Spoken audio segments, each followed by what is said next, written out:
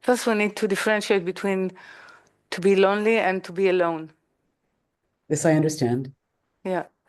I think lonely is some sort of detachment or not yet fine or sensing that one did not yet or one is not able to find the right environment for its true yearning, for its true longing. Mm. So this is why it doesn't matter.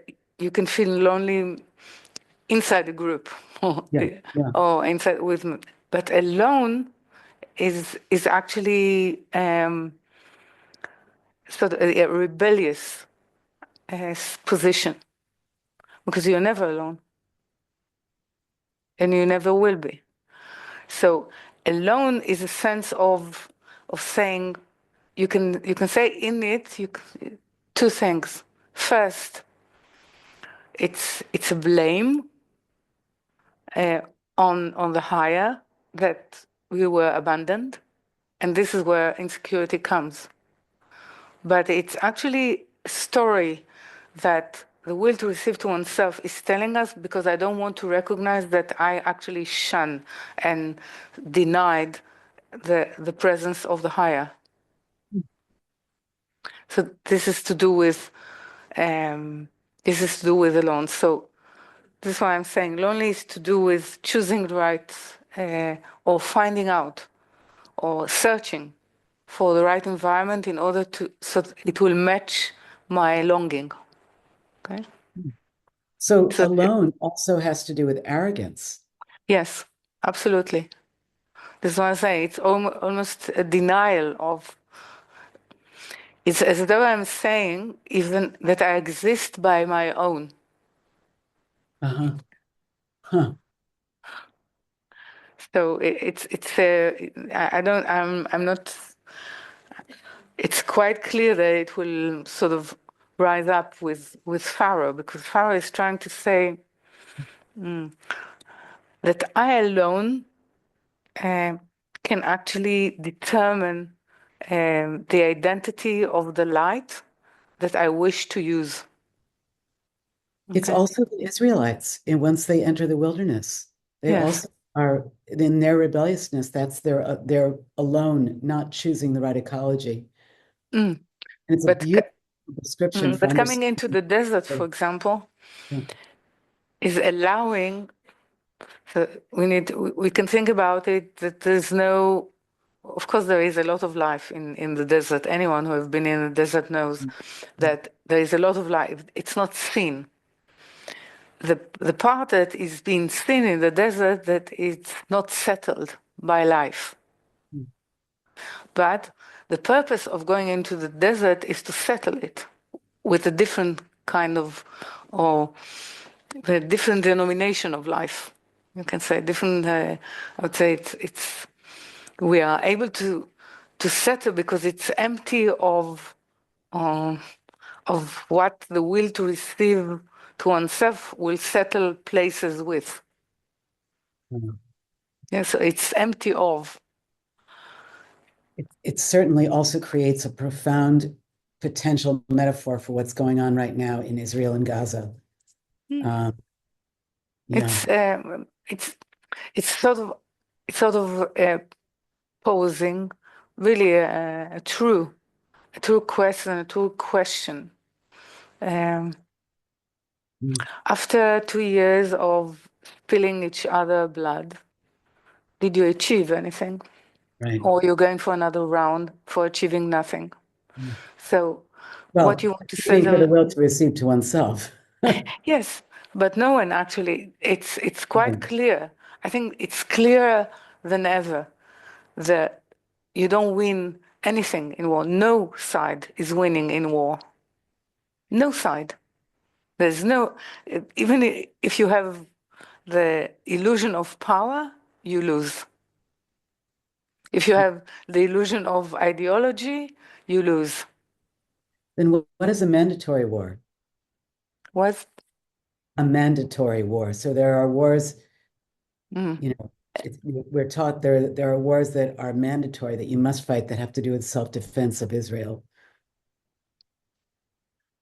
Well, the question is, can we differentiate something that is actually in the state of being that we are obliged to, mandatory, in that respect? I think this is a moral issue. This is a moral question.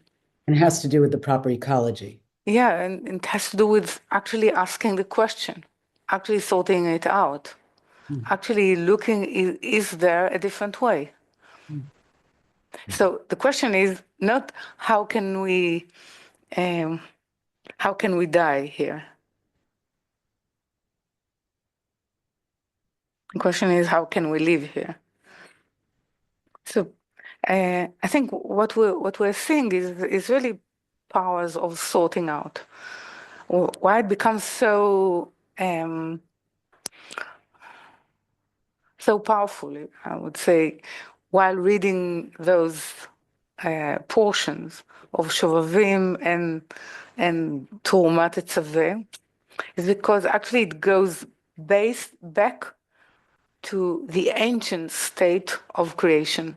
It's is as though we're trying to tie in those portions what was prepared before we were here, what was prepared for us that has meaning. So it's the ancient state of it suggests that there are certain times when the purpose that has been prepared in creation for us is being sort of, we can, this is why I'm saying not completely reveal it, but has a sense of its presence. This is why the article of the main article of this portion of Bo is it's actually Levitan, but it has to do with more. It's not crocodiles, but it's fine if crocodile brings you into an imagery of an ancient primordial life. Yeah, so we're actually dealing with primordial, pre-conscious is primordial, the pre-human consciousness. In English, I think we say Leviathan. Is that what the Rabbah Yes, meant? Leviathan. Yeah. So it's the same. This is what the law is saying. Leviathan and crocodiles. It doesn't. It suggests that we're dealing with primordial states of preparing preparing the world for reformation. So it's being revealed now through the human story, through its consciousness. So the whole issue with Pharaoh is to be able to reveal that. Okay. And So it's always the issue of asking fundamental questions in definitely in last generation, because last generation need to actually ask question of what is the reason, and then the purposeful reason for the state that we are in. Okay, so this. And is then the death of the firstborn a metaphor for the death of the will to receive, and the Israelites are spared because of the image of kind of circumcising their homes? Well, it's not the death of the will to receive to oneself. It's actually the evacuation of its dominance or its power to rule. Okay. It's not the same. I Because, appreciate that. yeah, because we need this. This is Yes. why we are borrowing, actually. We're borrowing vessels from Egypt. Thank you for the Meaning, clarification. I yeah, understand.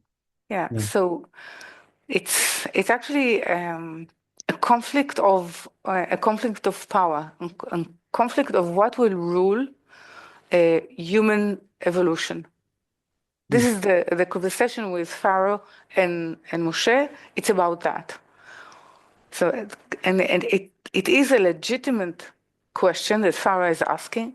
Tell me, why this Havaya that you speak about and Israel, which were slave 2 minutes ago and trying to assimilate to our culture, you're going to tell me that they are going to rule the, let's say, he would most probably say development or evolution of human consciousness.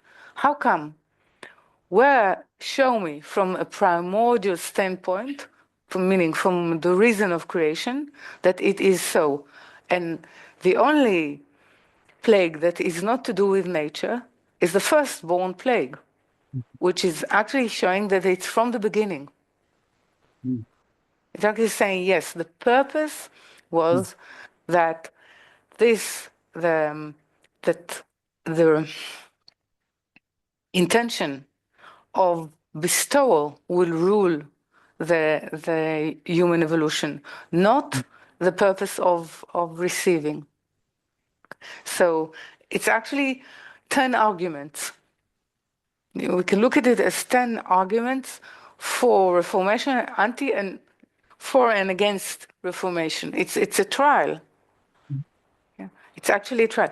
Even when you see, even when he's saying, okay, Havaya is right, he's the righteous. I am to blame that I'm holding to this need or reign of powers, but he's saying it's stronger than me. Okay. It's it's like really the the scorpion and the frog. Yeah. It's my nature. It's stronger than me. Okay, so this is what Pharaoh is saying. Actually, it's strong. I'm not going to allow them to go, but actually, the argument or to see if are we from the same source, and what is the meaning, and this is why we're going into Leviathan or we're going into primordial reasons, which is to do with Tzimtzum Bet. Okay, it has to do with that the purpose of allowing human being to actually transform and transmute themselves is through Bina, through her character and nature, and this is the purpose of being human. Through that, so this is why it starts with the locust, and then it moves into darkness, and then it moves into firstborn, the plague of firstborn. So this is actually the three qualities that determines that reformation will be through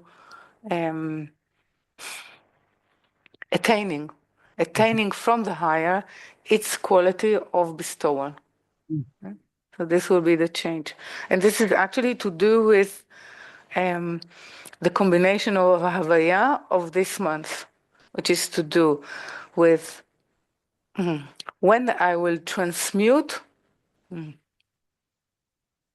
I will transmute in such a way that that I'll become that which is concealed, meaning that which is truly the true self, meaning that which is concealed, that has been concealed by the higher and has been concealed through creation. So this is how this month and those portions are coming together. Okay, yes.